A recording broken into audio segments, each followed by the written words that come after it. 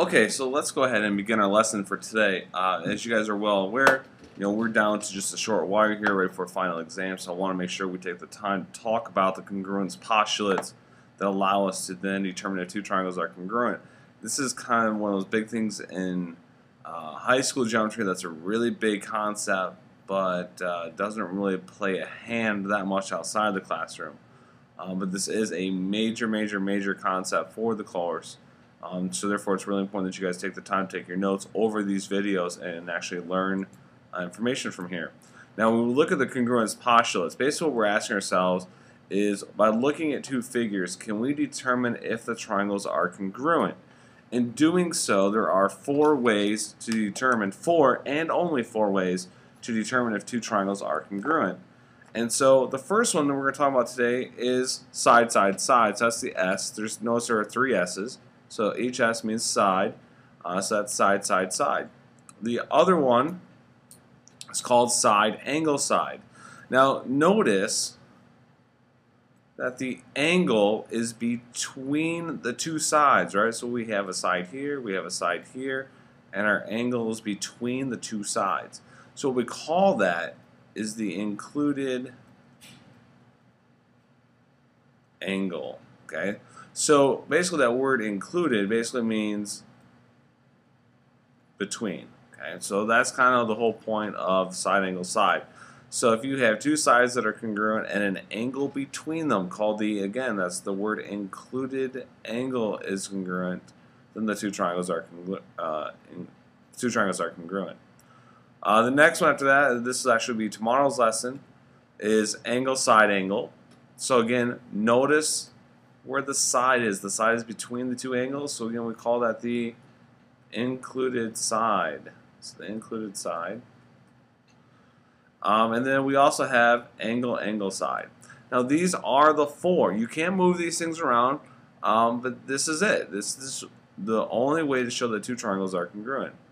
It's using side, angle, side, angle, and angle, angle, side. Notice which one is not on the list.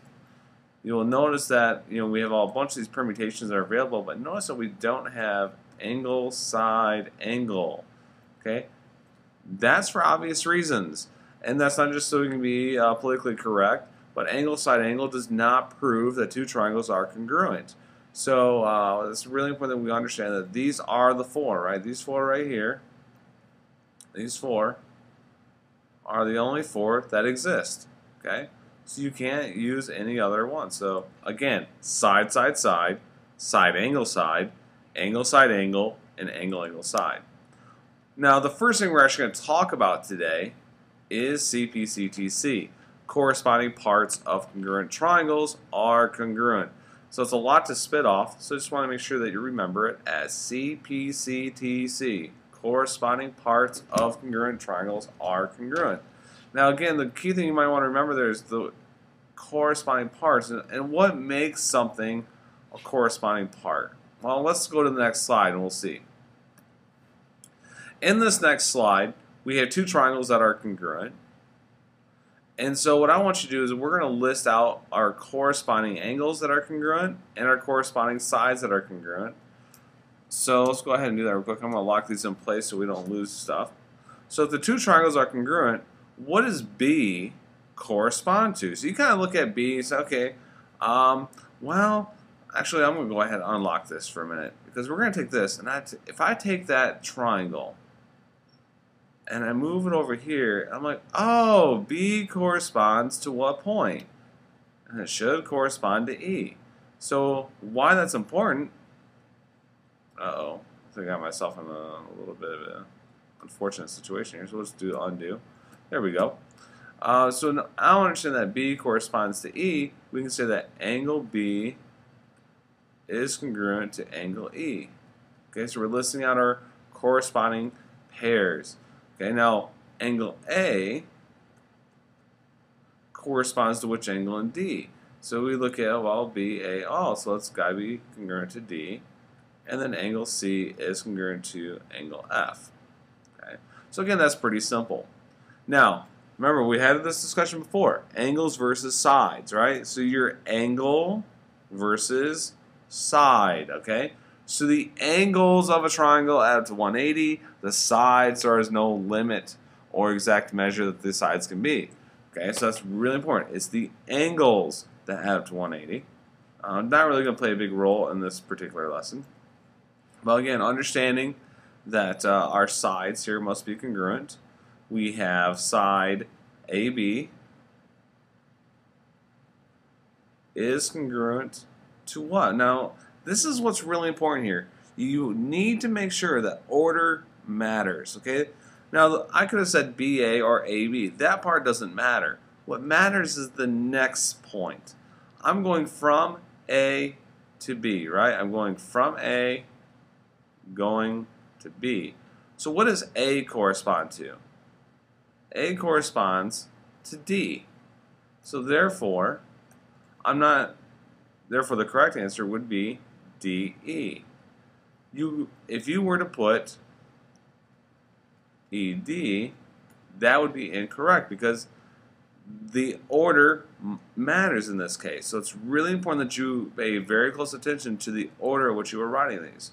So we have AB, and then we have AC.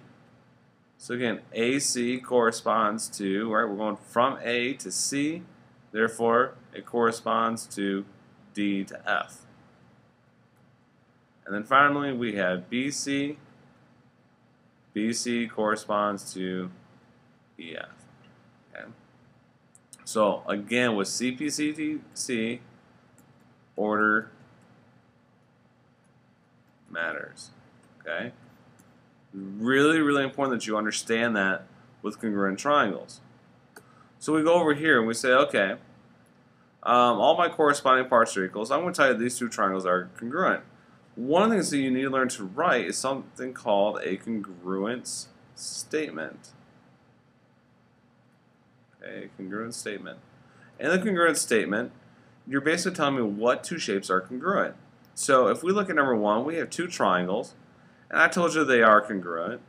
So we start by saying triangle. Now you choose a triangle. It doesn't matter which one you choose. It doesn't matter the order. Remember, the first one, the order doesn't matter. It's all about the second one.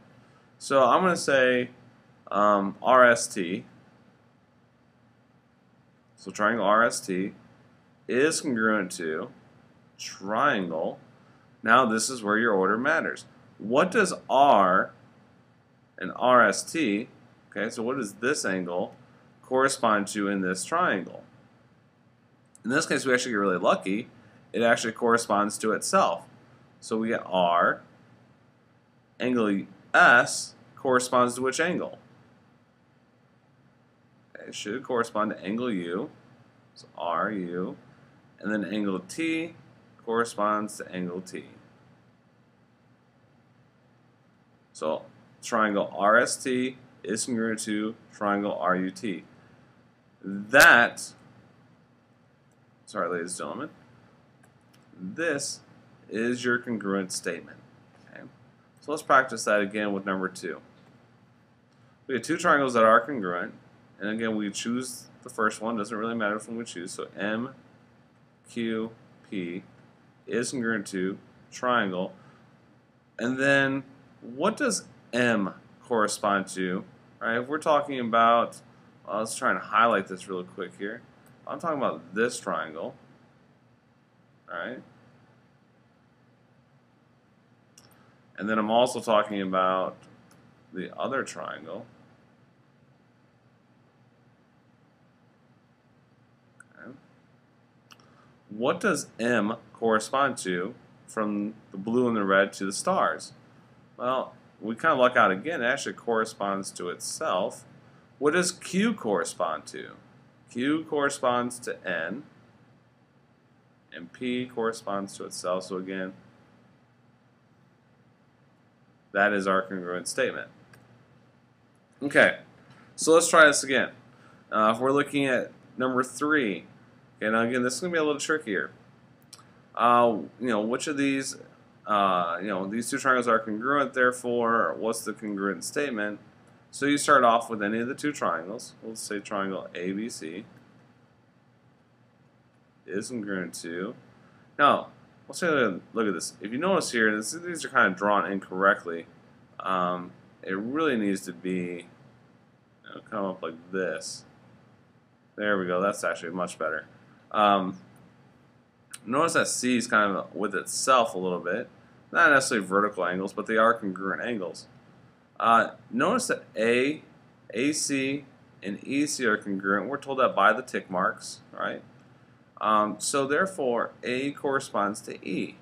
So if I say ABC, well, if A corresponds to E, then my next triangle needs to start with E because A corresponds to E.